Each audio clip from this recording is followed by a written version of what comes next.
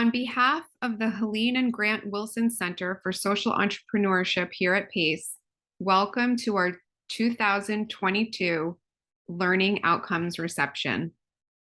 Our programs at the Wilson Center have a focus on social innovation with a particular focus on experiential education. And experiential learning is at the core, as you know, of what we do at PACE. It encompasses the learning both in and outside of our classrooms and involves students in original research, community engagement, and things like this internship program. This event is always one of my favorite days of the year, and I always get these like goosebump moments when I hear about everyone's summer experiences over these years.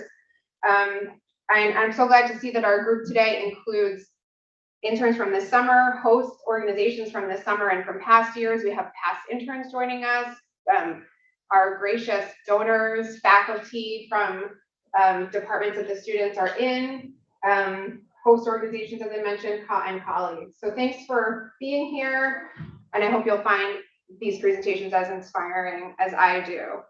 And now I lost my notes. Oh no, I got them back. Okay, sorry. I'm used to having my laptop.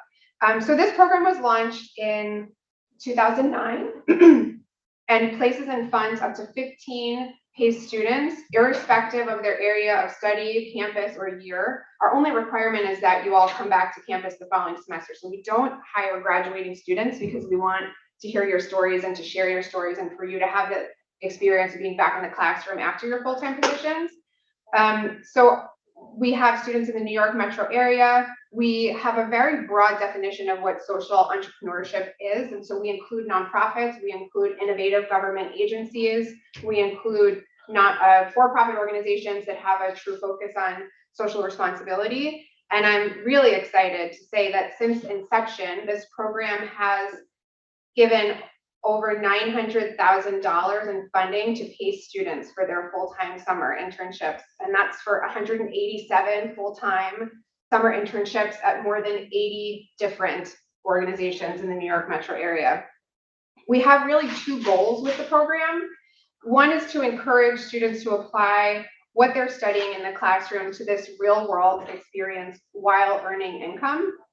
And secondly, to offer bright, highly motivated, mentored students in this segment of the economy, while also creating a pipeline of prospective employers. So I was just talking to someone a few minutes ago about the decisions about which organizations are going to get an intern each summer are made by students. So we have a student committee that has an undergrad and a grad student from all the different colleges at PACE. So Dyson, Seidenberg, Leuven, and College of Health Professions and the School of Ed. And the reason that we give that to the students in this like true shared governance model is that I've been doing this for a long time. My idea of what's a great internship is very different each year from what's your idea of a great internship. So we want students to decide which organizations are appealing, which positions are going to give you that experience that you feel like you or your classmates would want. And the demand for the program continues to be really strong. Our applicants continue to represent a diverse array of disciplines from across the university and across campuses. So some of our students today are Pleasantville students who are going to be presenting. A couple of students got off the hook because they have things like an organic chemistry lab that I couldn't bear to. Adrian and I were like, we can't tell them not to go to that. That sounds really scary to miss. And then, yeah, so I just want to say a big thank you to everyone that's here. New faces, some of our faces that have been here for many years supporting our program. We really appreciate you, and we're really proud of this as kind of a showcase of a program with longevity, but that's also adapting to the current kind of needs and demands of the market and of what students want and need. So thank you all for being here. I'm excited to see your presentations.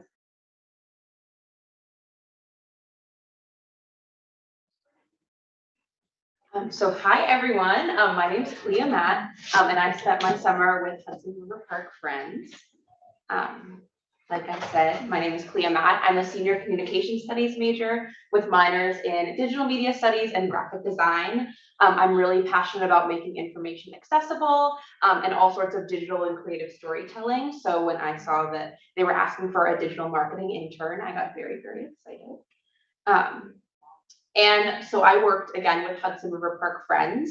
At Hudson River Park, there's kind of two organizations that help run it. There's the Friends and there's the Trust, and I was at the Friends.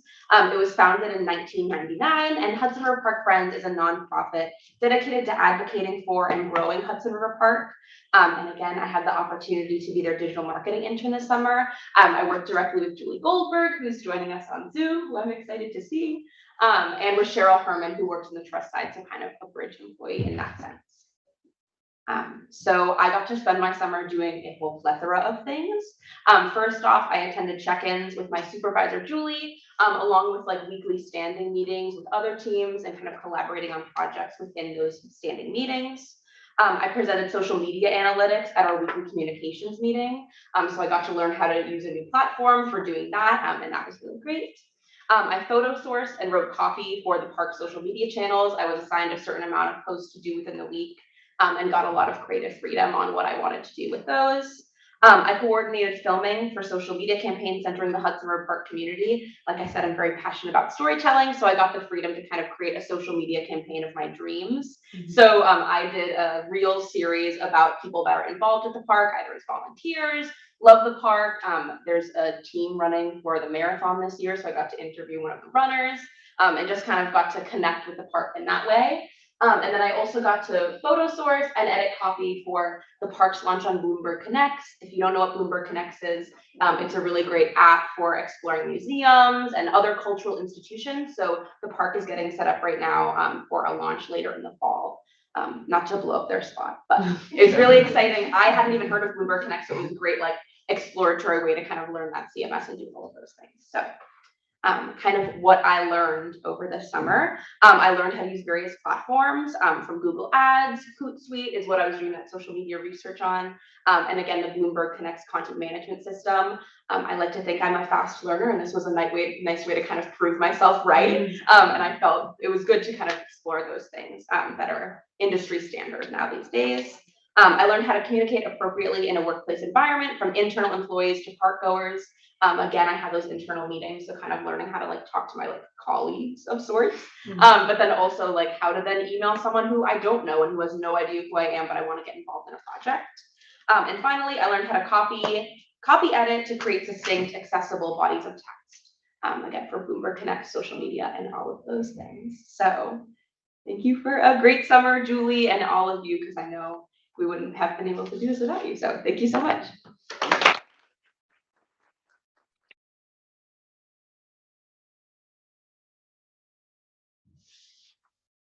Hi, my name is Patrick Beebe, and I'm a junior arts and entertainment management major. And this summer, I have the wonderful opportunity to be a development intern at Creative Time. So what is Creative Time? Creative Time is a nonprofit organization that brings ambitious, socially engaged art to the public, free and open to all. So their mission is really to get funding from different grants, but also individual donors to present dream projects of artists. So artists, both professional and up and coming artists, will submit to present different exhibitions. So this summer, we got to work with Charles Gaines on his first major art installation. So that's what this photo up here is.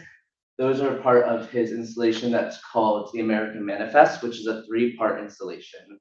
The first part was launched in July, and that's what I got to help with. And that was an opera that took place in Times Square, as well as this part of the exhibition. The next part is going to be in October, and that's going to be on Governor's Island. And if y'all want to go check that out, it's really great. It's going to be a structure of a ship, and then it's going to have moving chains that reverberate off the sound in the ocean. And it's about the slave trade and how our economy is still affected by the slave trade today and how it all roots back, and it's commentary on that. Okay, so then my routine task. So I would often enter donations into Salesforce, and I got used to knowing that software and how that works, and also just tracking donations, both from individuals and also from corporations as well. And then doing prospect research on individuals and corporate giving. So I would come up with packets and off of their website, and also just normal researching about different places that we could apply for grants and different ways to get funding. And if it lines up with our mission and their mission, and then from there, we would draft different grants. So I'd help in the initial process and collaborate with both my supervisors, and we'd attend weekly meetings to talk about the grants and how the process is going. And then from there, I'd also then see what they had written and go over it and making sure that everything that I had said that questions need to be answered in the beginning research part of it is still being met at the end of the process too. So Creative Time had a whole cohort of interns this summer, and all of us had to do an independent project.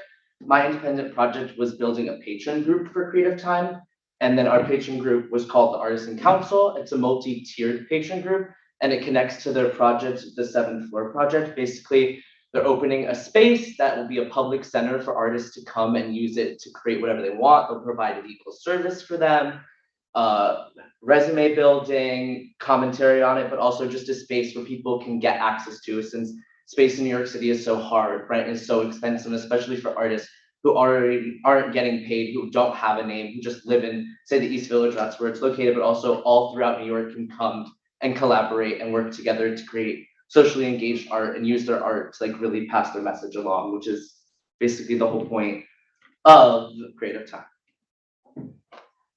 And then my learning outcomes were a lot. So I learned valuable skills such as Salesforce and also researching, but just like interpersonal skills in an office setting every day.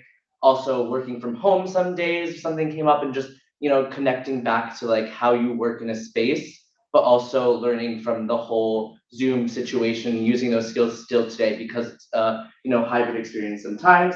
Also amazing experiences. We do field trips, so I got to see a lot of different art museums and just experience a lot of cultural aspects that I hadn't experienced, coming from more of like theatrical and performing arts is really my interest, or was before, and I really opened my eyes up to visual arts and seeing that I do have an interest in that and that it's an avenue that I could really discover and work off of because it's really cool. And then a wealth of knowledge, and that going off that is a knowledge in business, but also in art too, and in interpersonal skills, and just a lot of things were really amazing. I know it's not a great sentence, but it's true. And I learned a lot of things, and I just think that it gave me an understanding of the nonprofit world, which I don't think in the class you really get a lot of. They just try to teach corporate a lot. And I think it really opened my eyes to that you can still be successful in a nonprofit arena. And that's something that I really enjoyed because I think it's something that I really would have interest in doing. And thank you.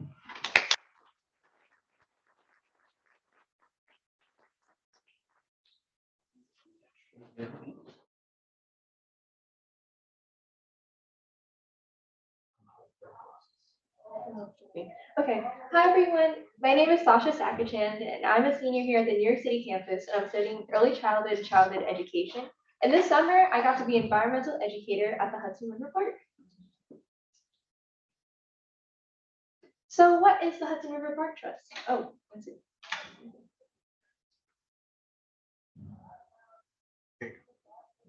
Okay, so what is the Hudson River Park Trust? A law was passed in New York State in 1998 to design, build, and operate a new park system and a terrarium sanctuary along Manhattan shoreline. It starts all the way in Tribeca in Pier 25 all to Hell's Kitchen in Pier 97, and it's about 4 miles long. And that 4 miles long space is used for free and a low-cost recreational site for the public. So I have a picture there of people just lounging and relaxing. We have many places where people can enjoy just the natural scenery and the Hudson River. To educate the public on the Hudson River estuary, I have a small picture of the wet lab down there. The wet lab is a space where we hold animals from the Hudson River that we give aquarium tours to the public and to school programs, and can teach the public about our biodiversity of the Hudson River. And then to study the Hudson River and restore it from previous damage. So we are partnered with something called the Billion Oyster Project that allows us to put oysters into the Hudson River, which help filter our water and provide habitat for many of the animals there. So it's helped restoring the Hudson River. So my day as an environmental educator. So the first thing I would do is I'd help teach one of the school programs. And we offered many different types of programs. So we would teach kids about parts of the fish, about the birds of the park, and give tours of our wet lab and public fishing. There's many opportunities for children to learn, and that was really important to me because that's what I'm really studying. So I got that firsthand opportunity. I would help out with the public programs. So we'd have those aquarium wet lab look-in, big city fishing where we teach the public to fish, and tie deck tours, which was along Pier 26, showcasing our ecological zones of the Hudson River. And that gave me more experience working with the public. And it was just a really great experience. And I suggest you guys go on a tie deck tour someday.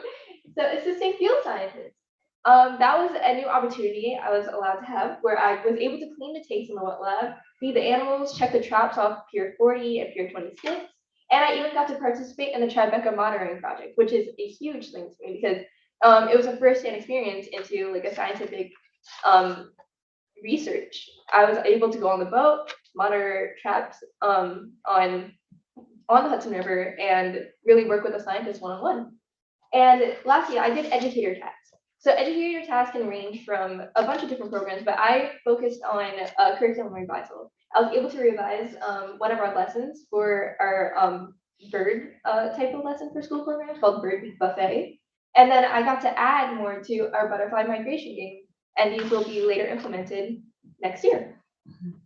So what I gained from this experience, I touched upon it a little more, but right now, like I learned a lot with practice in teaching a variety of age ranges. So right now I've been doing fieldwork in 3K and pre-K settings, but our school programs range from pre-K all the way to 12th grade. So I was able to work with students that were in a range I've never experienced teaching to, and that really helped with me getting that development in managing a classroom for little kids versus managing a classroom for older kids.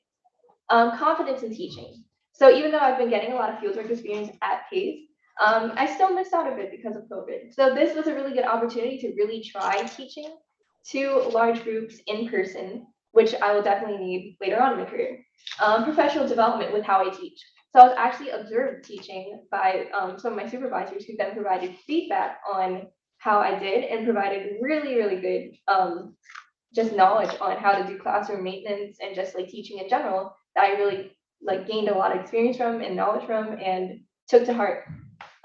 Experience with curriculum revisal. So again, I revised that lesson at Bird Week Buffet, and it was very similar to what I had been learning at Pace in the classroom, which is like just basic lesson planning, but I was able to put that knowledge into a real world application, which I was really grateful for.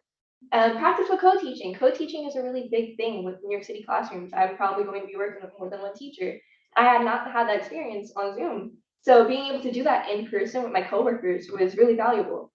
And then discovery of having an interest in environmental science. I really enjoyed my summer working with the Hudson River Park.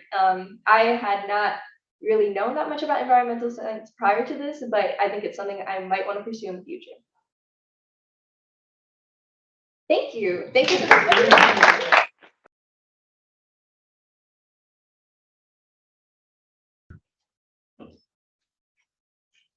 Hi, my name is Victoria Sipe, and I was the Government and Community Affairs intern at the National 9/11 Memorial and Museum this summer.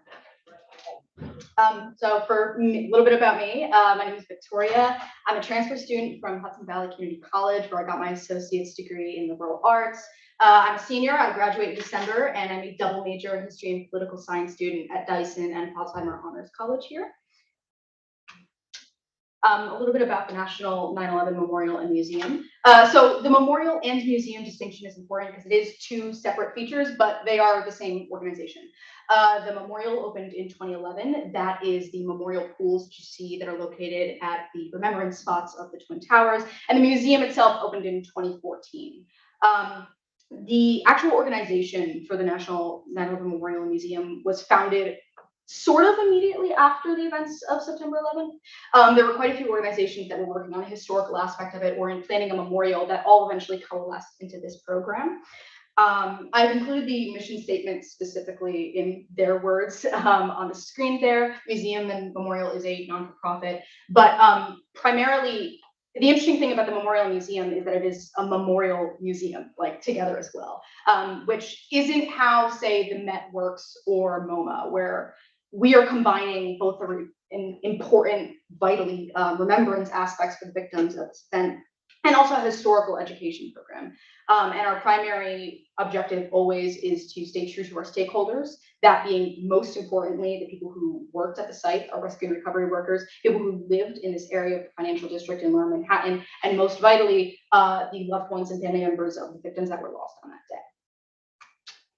So for my internship specifically, I was working with the government and community affairs team, and they're the team that works very primarily with those stakeholders at every level. So the stakeholders for our memorial and museum are vast. They're the groups that I just mentioned before, our primary and the people that we are most importantly sticking to, those family members, our rescue and recovery workers. It's also the government. And that is at multiple levels. We have connections with the UN, we have connections with the New York City officials that are right here. We have connections at the state level and at the federal level. My specific tasks every day were ranged. I was a remote worker. I live 3 hours upstate, so I was only able to come down one day to give a presentation in front of the organization. So my specific tasks all had to be changed a little bit so that I could still get a ton of work done with them. So I was responsible for helping with the memorial beautification program. So we reached out to memorials that exist internationally and helped promote and encourage them to involve their community in an effort of remembrance and to help beautify their memorials, clean up the area a little bit, and get the community together. I was also responsible for maintaining the Birthday Roses email account. So every day, some of our ground staff, if it is the birthday of a victim, they'll place a white rose in their name. Family members and loved ones have an ability to get a picture of that rose on the day and a message from us at the museum. I was responsible for both sending those out and also receiving the messages from family members daily. I was also responsible for maintaining the government contact sheet. So all those stakeholders that I mentioned at multiple levels, down from like our local stuff here in New York City up to the federal level, we were coalescing and trying to keep track of who is responsible for the scheduling there, whose email do we contact, who's the legislative director. And I was compiling all of that information to a massive spreadsheet for us to have for ease of access when we need to send information out.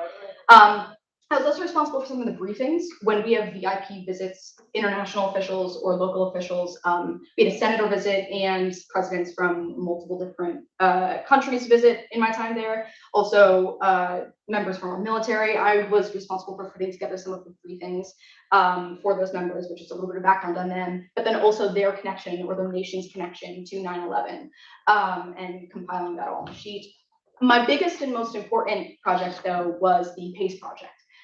So I'm a history student, and when I came into doing this internship, I was really interested in the connection between Pace University, the World Trade Center site, and the events of 9/11.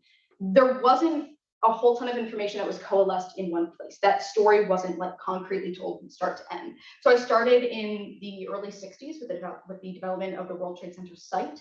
And worked my way through it with a ton of historical research and also background research, working through stuff that PACE has available to me. But also I was given access to the 9/11's museum's archive, and I was able to go through all of everything that they have there. That will be compiled and presented to everybody as a blog post on the museum's memo blog. Don't have a date for it yet. As you can imagine, the team there's pretty busy. It's September, but it will be coming out at a date soon. So for what I learned, that research was vitally important, and also research in so many areas. I was doing governmental research, I was looking at communiques, I was doing research on VIP officials, and then also I was doing a lot of historical research. I was having to go back and look at like newspaper articles from like the New York Times from like the late 50s. So it was a really broad range, and also switching back and forth from it day to day of what I was doing. I also don't have a whole ton of experience with communication, so that was really important for me to learn how to do, how to tailor my message also in terms of like writing in context when I'm contacting a government official versus when I'm sending out those emails to family members or going back and forth with them about, say, the tickets to the commemoration, or when you're calling a family member, how to do all of that in terms of like what your tone should be, but also just getting over the sort of general fear of like, I'm an intern and I have to send the email to an important person. It was helpful to get the practice through it. Most importantly, I think though, the 9/11 Memorial and Museum is a place where I think no matter what you do there, you can feel the impact of what you're doing. You're never gonna feel like you're doing something useless. that I think is something that's vitally important, comes through potentially most importantly with the government and community affairs team, when every morning I would wake up and I'm talking to family members, I'm communicating with them. And so there is a level of emotional depth that I think that you can only learn when you're in these sorts of situations, when you're calling family members or listening. I did interviews that were an hour long about someone's recounting their entire memory of their events on the day. And that's something that you can only really pick up and learn how to move forward and deal with and be effective with, and how to take that in all and use it as a learning experience. That's something that you can only do on the job. So that was what I learned there. Thank you all for your time, and thank you all for helping to encourage all of us.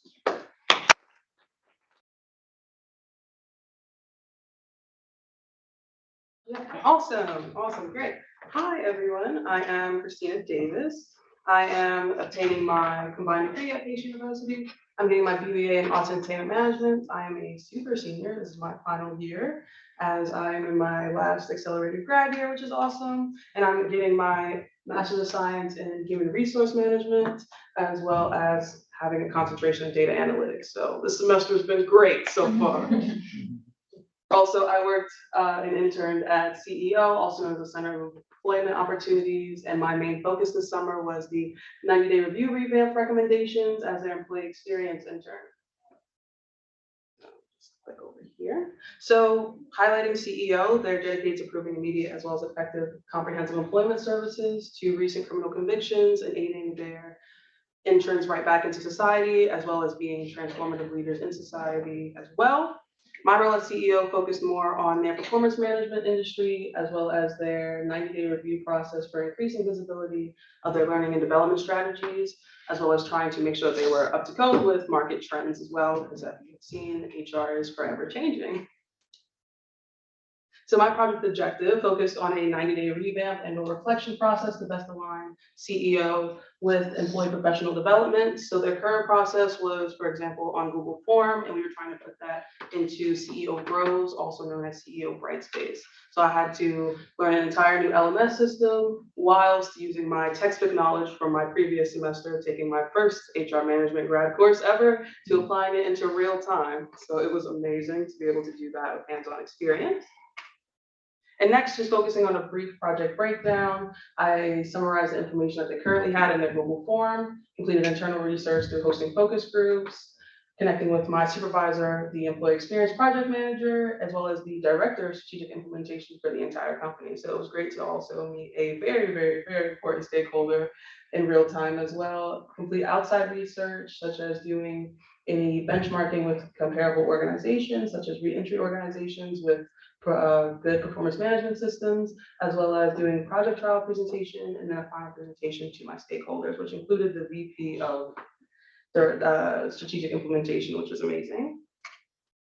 And altogether, the culmination of my internship highlighted these learning outcomes, such as supporting the preparation and follow-up of tasks, developing internal communications, engaging in development opportunities such as insights, affinity groups, meet and greets with departments of interest, as well as researching and compiling 90-day review data altogether. As previously stated, my first grad course in human resource management was last semester, spring, and I was able to finally put it all into play in real time. I was able to highlight as well as run my own meetings, conduct my own meetings. I felt as though I was one of the big three, as I like to call them, when it comes to the titles as well as the positions of command that they had. I wasn't treated as an intern, I was treated as a stakeholder myself, and that type of, I guess, resource management power, as well as just being a leader as an intern as well, was amazing and forever interchangeable, as well as being able to dip my hands into HR for the first time ever. So thank you. I appreciate the internship as well as the knowledge.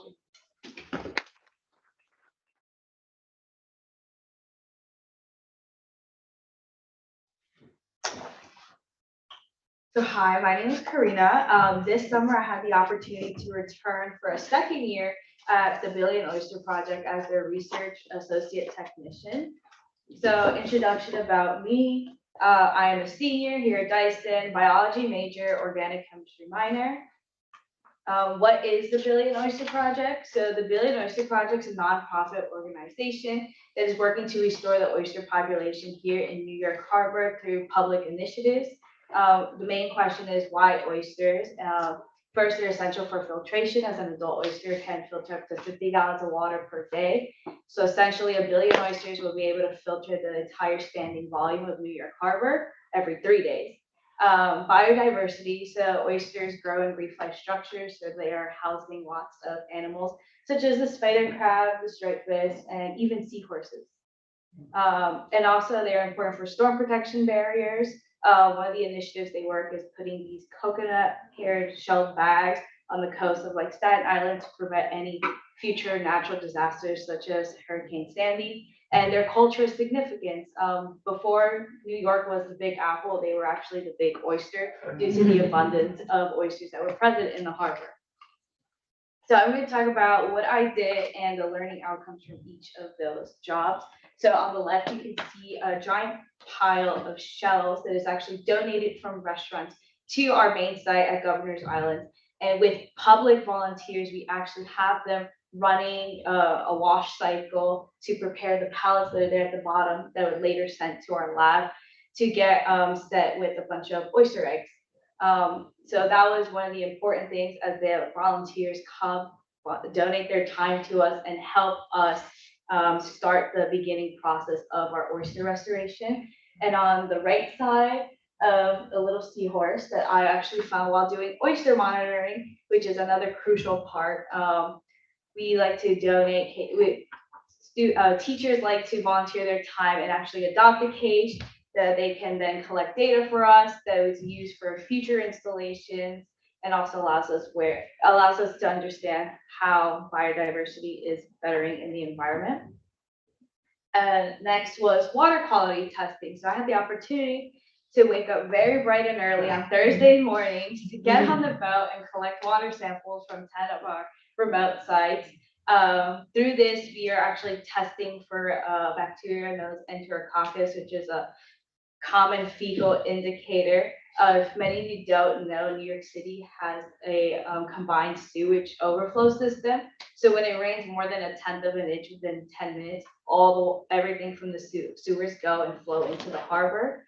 So through water quality testing, we are determining whether or not it is safe for people to do recreational activities such as kayaking or swimming in the harbor. So through this, we were able to publish newsletters, inform the public about whether or not they should go out. So when it rains, don't go into the water for around 72 hours. That's not good. So my overall learning outcomes was it's important to get involved if you have the opportunity, volunteer your time. You will help us a lot with the initial process of restoring the oysters. Donate money. The money goes to a great nonprofit.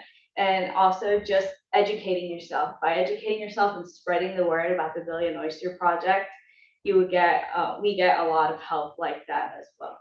So thank you to the Wilson Center, and then thank you to Billion Oyster Project for another great summer on Governor's Island.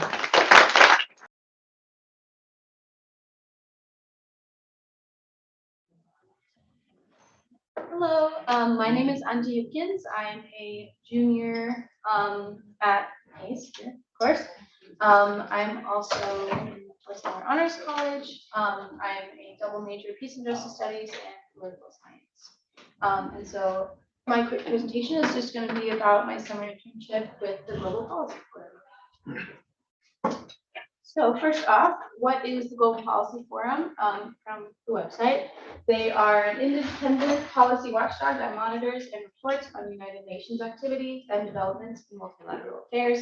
So that means we have people, going to UN meetings, monitoring the meetings, taking lots of notes, and then writing reports on what's going on that are available to the public on globalpolicy.org to read. They are a small nonprofit organization based in New York City with a partner office in Bonn, Germany. And they were founded here in New York in 1993. All right, so my position and responsibilities this summer, I was the policy and advocacy intern at GPF this summer. I, along with Eleanor Marmon, who's right there on the screen, I accompanied her a few times and of course did it on my own as well. monitoring UN meetings, taking tons and tons of notes, over 60 pages of notes. And I also contributed to a few social media posts. But mostly I was focusing on corporate engagement at the UN, so corporate influence on UN processes. And I also, at the end, assisted the GPF, the head of GPF, Barbara Adams, with a project called Global, or the Southern Voices Project. I also was able to publish 2 pieces on the GPF website, one regarding Global South perspectives at the High Level Political Forum, which happened in July. And the other one I co-authored with Elena, and that was on corporate influence at the UN, especially at the HLPF. I also helped the UN Women's Major Group with their preparations for the HLPF, and specifically, I helped organize the Color Campaign, which is a campaign where everyone who supports the Women's Major Group and the issues that they are campaigning for coordinated to wear one certain color every day of the week to make a certain demand. So I helped organize, the colors, the background behind the demands, all those things. And of course, I worked closely with my lovely supervisor, Elena. We met weekly, sometimes bi-weekly. Whenever, I needed help, she was there. She's a great support, and I really enjoyed my time. So what I've learned a lot of things, as everyone has said, but I specifically, the things that were most important to me, I learned how to take on a strong and also just kind of more specific political voice in my writing. I also learned about the interconnected nature of organizations at the UN and how they kind of support each other, specifically civil society organizations and non-governmental organizations, kind of how they work together to reach their goals when member states might not, want to support them as much. And I also learned a lot about, the realities of being in person at the UN, actually seeing it firsthand, which has always been a dream of mine, especially, here in New York. I was very fortunate. And one other thing that I learned was how to listen to interventions that member states were presenting, kind of like hear between the lines, hear what they're really saying or what they're not saying. And that was very helpful in my writing and also just understanding, what's really going on. So yeah, thank you so much to the Wilson Center and specifically GPF for this opportunity.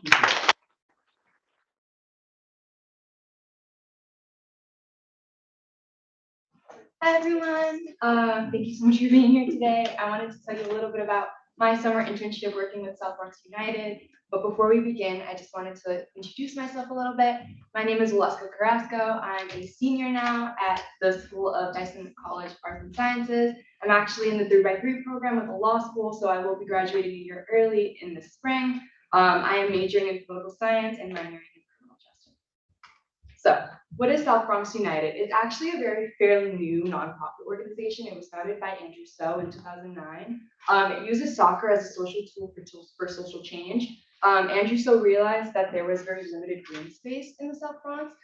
So he designed the school, the academy, as a place where children can learn inside the classrooms and off the field as well. They aim to help build youth character, teamwork, and leadership so they can succeed in high school and their college careers, but as well in their homes as well. In the South Bronx, only 56% of high school graduates only graduated 4 years, whereas with SBU, it's a higher percentage, just 90% actually. And over a third of our students are actually born outside of the US and have impending legal statuses. So they also provide immigration services to help their families. We assist with that as well.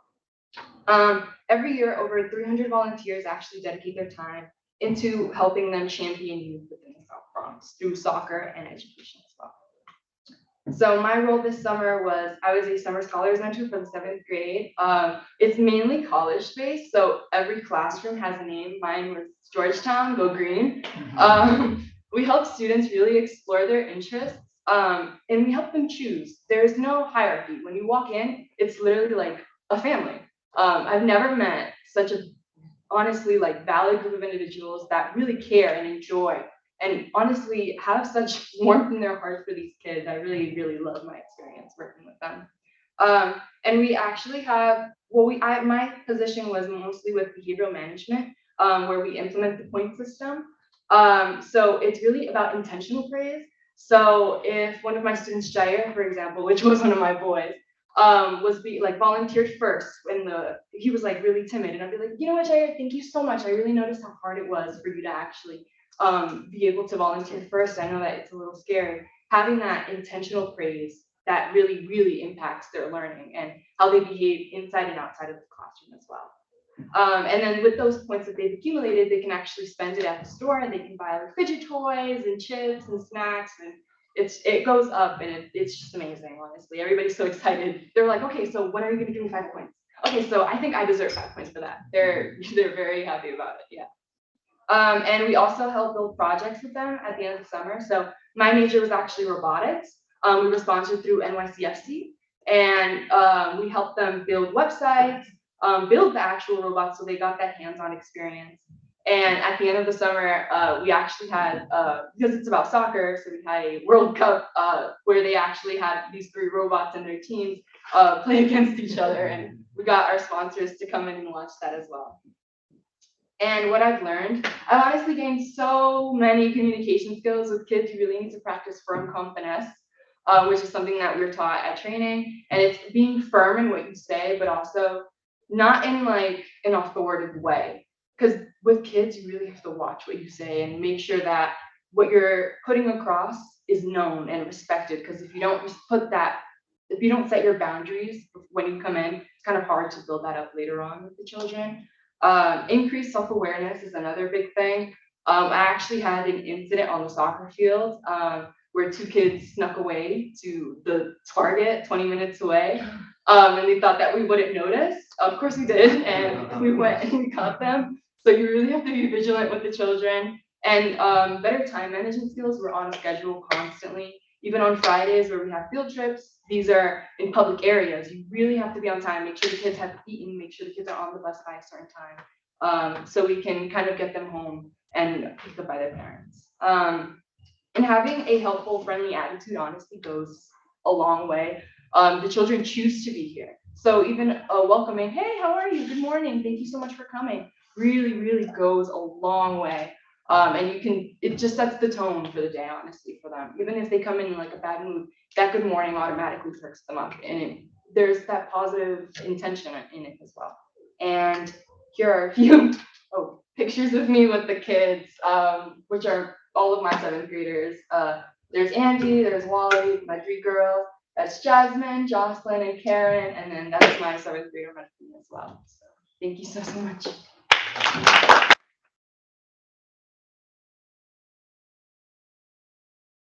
Hello everyone, a warm welcome to all of you. This is Abhi. I'm a program operations intern at American Needview, and I'm pursuing my MBA in business analytics. So before that, I was working with IBM Corporation for the past 8 years. So down the line now, I have decided to contribute to the non-profit organizations, and also my plan is to transition my career from tech to the management. So that is the reason I decided to join the American Needview. So American Needview. So their mission is American Needview fights for economic mobility for ambitious and first generation college students. So first generation college student means none of their parents have their 4 years bachelor's degree. And we do this by providing the transformative mentorship and intensive career development. And these are the stats. Over the past 10 years, we have served 2,000 fellows and provided 4,000 internships. And in those internships, 10,000 volunteers has been engaged, and we have devoted $400,000 of mentorship provided. And in American Needview, currently we are serving 4 different sites: the New York one, New Jersey, Illinois, and California. So This is what the community need. So first generation students face significant barriers to college and career success, as none of their parents has 4 years bachelor's degree. So they somewhat we have analyzed that they feel uncomfortable and they are scared to come out of their comfort zone. So based on that, the program and these modules has been designed so that they can compete with the other kids whose parents are well qualified and belongs to the corporate and some big corporate companies. So as per the research, only 21% of US low-income first-gen students graduate within 6 years. And even with a degree, the first-gen graduates earn a median household income 27% lower than the peers with other college-educated parents. And the colleges have limited resources to build career competencies with a national median ratio of career services staff to student of 1583:1. So not all of the colleges have a good career services department which can devote and work with all the students one-to-one. So that is the reason not all the students are able to grab these opportunities and be a corporate ready employees. In addition to competencies, the networking is also critical to upward the mobility, providing access to power, information, and resources. So apart from those who have got technical skills, the management skills, the organization skills, you should also have a somewhat networking and a mentor. Without mentor, you should not able to make a roadmap for you. Like what are my plans for the next 2 years, next 5 years, and next 10 years? You should not have a clear picture.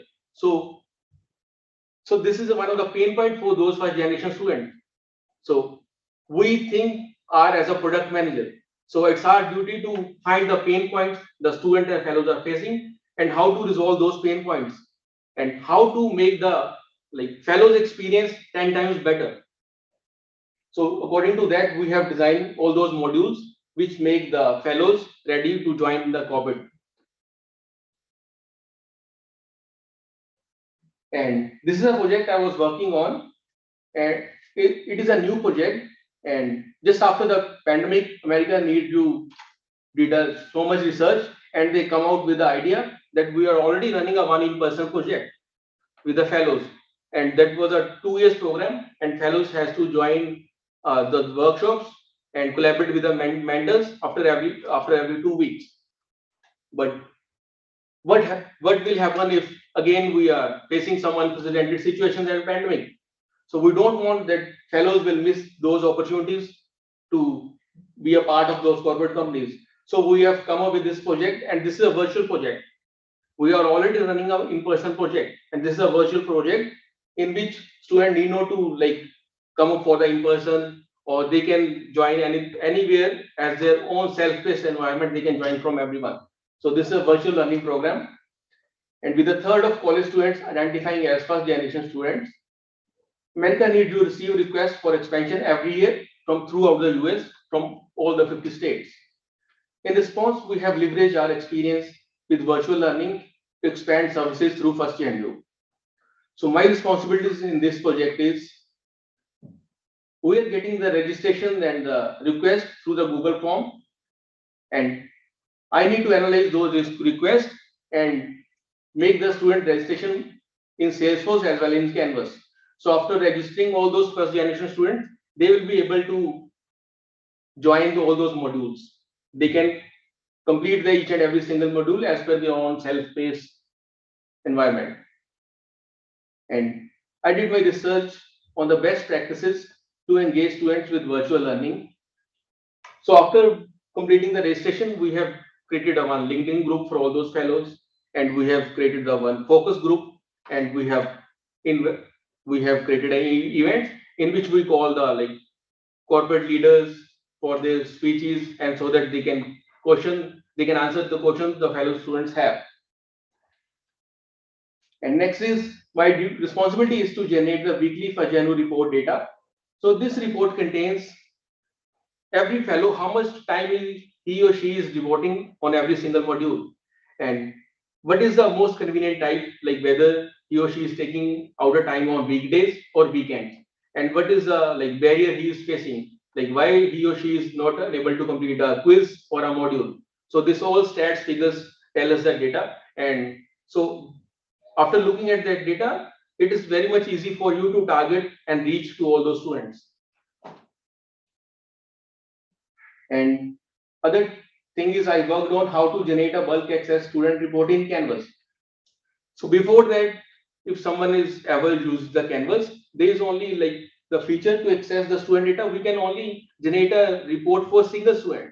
But suppose we have like 10,000 students, 5,000 students, there is not even a single feature to generate all those reports at the same time. So I have working on this, and I have come up with one of the scripts which will eventually change the codes written in JavaScript. So I did some implementation. So the outcome is that we are able to generate the bulk access student in a single shot for all those students. So it will be easy for us to get the stats and create a dashboard for all those students in a single screen. And I got an opportunity to be a part of different teams. Earlier, my role is to support and contribute in a first gen project.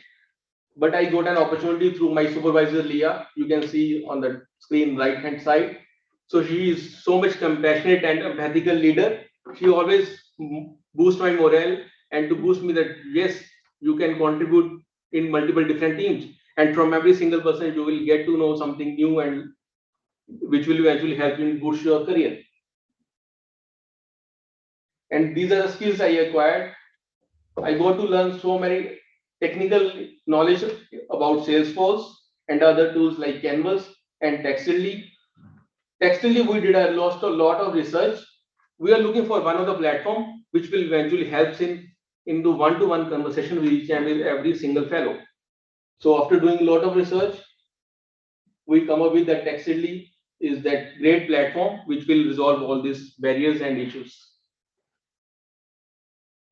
And this internship plays a vital important role in improving my communication skills, collaboration with the different leaders and the corporate employers, and in facilitation of workshops. I also learn organization skills. So after every 3 workshops, we used to have one corporate event in which who all the employers are funding the American Need You. They send their members or the volunteer associate board members to come and interact with the students.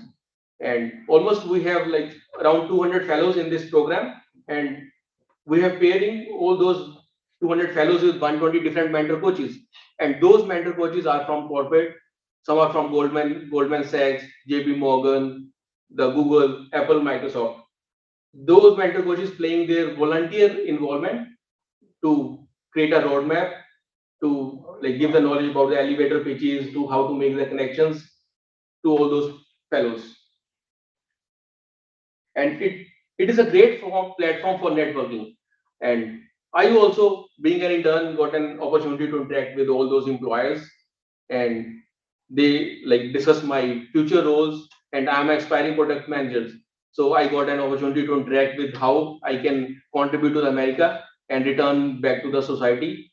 And so they always open and ready to help me at any stage. And the next thing is it eventually helped me in leveraging my soft skills. So as being an MBA student, this is a platform which giving me an opportunity to interact with the corporate leaders. So basic role is MBA is to get the leadership roles, leadership management. So without meeting some of the famous great leaders, I don't think like any student will be able to get the view or get the anticipated view like how your like next 5 years, next 2 years, your role would be, what you want to contribute. And just day before yesterday, I got a chance to meet the Compass founder, Robert Reffkin. So he is also founder of American Need You. And day before yesterday, this is the first time I got a chance to interact with him. So that's all from my side. Thank you.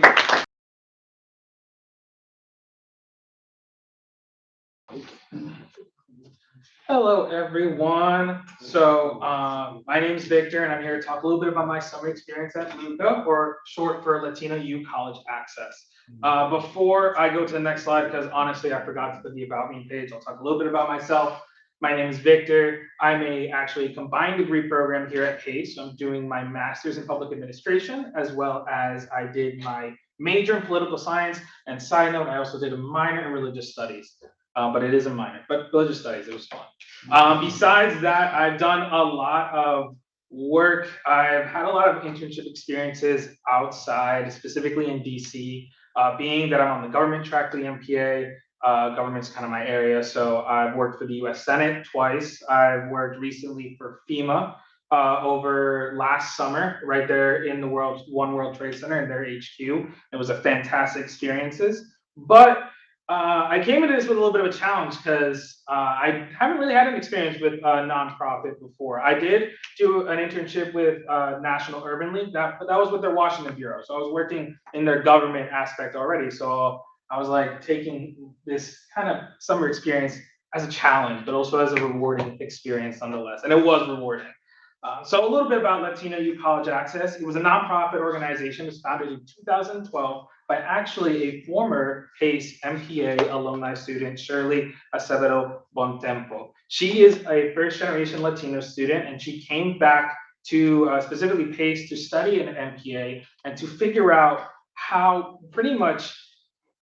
to help first generation Latino students, because she really realized that during her studies, she kind of struggled as a first generation student. She didn't want other first generation Latino students to struggle in the way that she did during when she came up. So really what LUCA focuses on right there, it focuses on transforming lives by making college dreams a reality for low income first generation Latino students. And that's where it really kind of caught my attention as well as not a first generation, but as a Latino student. Both of my parents came from Columbia here, so I really drew towards their message as helping these first generation low income Latino youth towards access and success in college. And this is kind of a little bit of what their mission was and some of the students that they have impacted over the years. I believe they have impacted over 230 Latino scholars, and they aim to, in about 2 or 3 years, to double that capacity to impact over 500. And they've only been here for around 10 years, which is fantastic, the work that they've been able to do so far. So what was my role? I was a college success program intern. Like I mentioned earlier, there's kind of 2 phases. There's the college access and college success. So as the program intern, I helped a lot around with the success portion. So I worked a lot with kind of the supervisors there. I specifically worked with the director of programs, Chabeli Ramos, who was a fantastic guy through these 8+ weeks of experience here. And I worked not only in just helping with program implementation, helping with supporting staff, I also really got to learn Salesforce. We've heard a little bit about it all throughout today, but I really got my hands dirty with Salesforce, which is really awesome because it's a great system, and I really am thankful for the amount of time that I've had to use it, kind of understand it, the way it works. And lastly, one of my other responsibilities, which I'll talk about a little bit more in detail, was that I actually helped LUCA research and create an advocacy plan and agenda that they're going to use in the future. Shirley came up to me during an event. I was in early June, and she was like, I have this project, I have this idea. LUCA's been here for 10 years. I want to take it for the next 10 years to something else. And that is really, she said, I want to know how we could work in advocacy. How can we work with that? And she came up to me with that problem, and I was like, let me do my darndest, let me do my best. And I went on, I did a bunch of research. I think I now know the ins and outs of everything with nonprofits and advocacy, which I'm grateful for.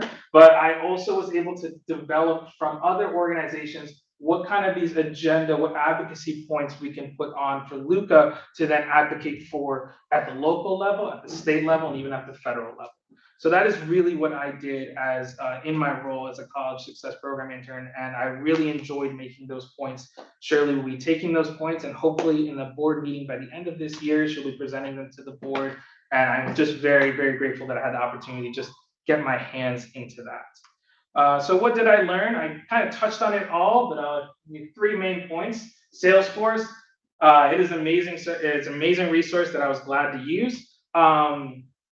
And I talked, a little bit about the role of advocacy in nonprofits, going through LUCA, trying to figure out what role this nonprofit can play in advocacy for first generation low income Latino students. That really grew my sense of like, oh wow, nonprofits really do have this role of advocacy in their communities that they work in. And lastly, the importance that nonprofits have. I think we've heard it throughout all the presentations today, the amount of importance that nonprofits have. They serve in a community, they serve when there is a need for something. And here, Shirley and everyone here at Luca notices that there's a need to help bridge the gap for low-income first-generation Latino students. So that really being there, seeing firsthand the students there and how they're impacted by the programs that Luca brings, it is just wonderful to see. And I was just so happy and glad that I had the opportunity to be there at Luca and participate in something that I know for a fact is larger than me. And that really is,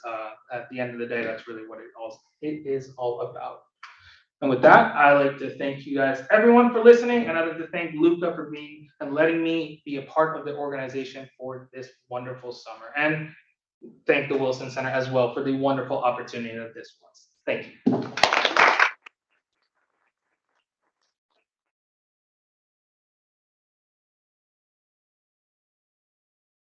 Hello, everyone.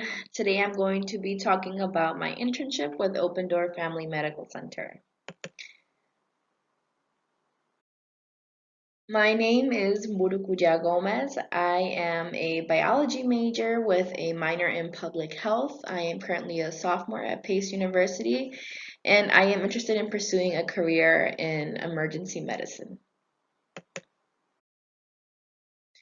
So here you can see the mission statement from Open Doors. From prevention and wellness programs to the treatment of disease, Open Doors' primary mission is to keep the people of Westchester, Putnam, and Ulster counties healthy and strong regardless of their ability to pay. So Open Door really emphasizes access to health care for all patients, no matter how much you make, if you can afford it or not. Their financial help programs are really, really useful, and we see that most of our patients are on our financial aid programs, are part of our financial aid programs. So a little bit more about Open Door. We see about 80,000 patients a year, and these aspects here, access, affordability, community efficiency, empowerment, patience, and respect, are fundamental aspects that Open Door really emphasizes, and every worker works really hard every day to achieve all of them. So access and affordability, going back to the financial aspect of Open Door, how they do work with every patient to make sure that they are able to afford healthcare. Efficiency, which is what I worked on as an intern. Empowerment, patients always come first, and respecting each other no matter our backgrounds. So going into what I did as a data analyst intern, a big part of my training or of my internship was training. So I did a Coleman training, which is the same training that the doctors, nurses, and other DPI members have to go through in order to learn more about what missed opportunities are, learn about no-show rates, learn about decreasing the amount of wait times that patients, normally wait before seeing their doctor. So that is Coleman training. I also learned how to enter data, how to create reports on this system that Open Door uses that has all the information of every single patient, of every single physician that has ever walked through Open Door, basically. And once I was done with training, I had the ability to start creating reports. So I would create reports for the physicians and nurses if they needed to see a specific demographic, so someone suffering from heart disease, their risk level, their names, date of birth, all of that information I would accumulate into a report and send it over. And I was also an active participant in the DPI meetings. So I got to hear a lot from the physicians and the nurses on how effective we were implementing our DPI processes. And then, of course, the freedom to report. So aside from creating different reports for doctors and nurses, I also worked a lot with my advisor, Denise. She is amazing. I'm so happy that she was my advisor. She would give me the best feedback on how to improve my reports and how to fix the data. And she also gave me the opportunity to just play around with the data. So if I was interested in seeing some disparities or in the data or really anything, I was able to do so. And what did I learn? So being that I am a pre-med student, I got to see a whole different side of the healthcare field that I really had no idea existed before. And I am so grateful that I did get this opportunity because it opened my mind completely to see how intricate the healthcare field can be and all of the inner workings. So nobody really takes into consideration when they hear medicine the amount of data that goes into it, who is collecting that data. So having been on the other side, being a data analyst, I really got to see how important it is to work in teams, and teams aren't only the doctors and nurses or medical assistants, it's also the people behind the computer screens compiling everything and handing them over to the doctors. So I was really happy to learn about the importance of data and how it applies to healthcare. And then some other skills that I picked up were discipline, communication, coding, and a lot more. Communication, especially because once I became comfortable with the team, I was able to, also share feedback on some systems that I thought were effective, on other things that I thought weren't effective. And it really felt that I was a part of the team. It wasn't just like I was another intern or I was just another person in the room. I was really a participant that had important information and had important feedback to give. So I was super happy about that. So that was my opportunity working with Open Door as a data analyst. And to close up, I just want to say thank you so much to Adrian, the Wilson Center, and everyone that made this amazing opportunity possible, to Denise, Open Door. I am so, so grateful to have had this opportunity. It is something that I will carry with me forever, including as a doctor, hopefully in the future. It's an experience that I can't compare to anything else. So once again, thank you so much, and I hope everyone has a great day.